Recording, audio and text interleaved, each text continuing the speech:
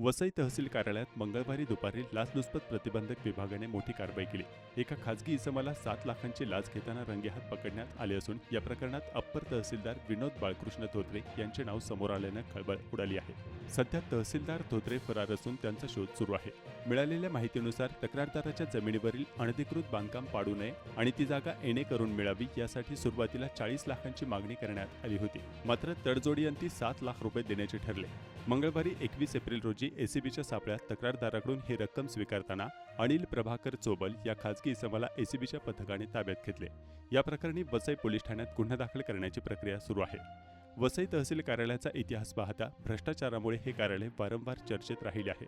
यापूर्वीही अनेकदा एसीबीने या कार्यालयावर छापे टाकले आहेत। महसूल विभागातील अधिकारी आणि कर्मचाऱ्यांवर लाचखोरीचे आरोप होण्याचे प्रमाण वाढले असून वेळोवेळी झालेल्या कारवाईनंतरही भ्रष्टाचाराला आळा बसलेला नाही।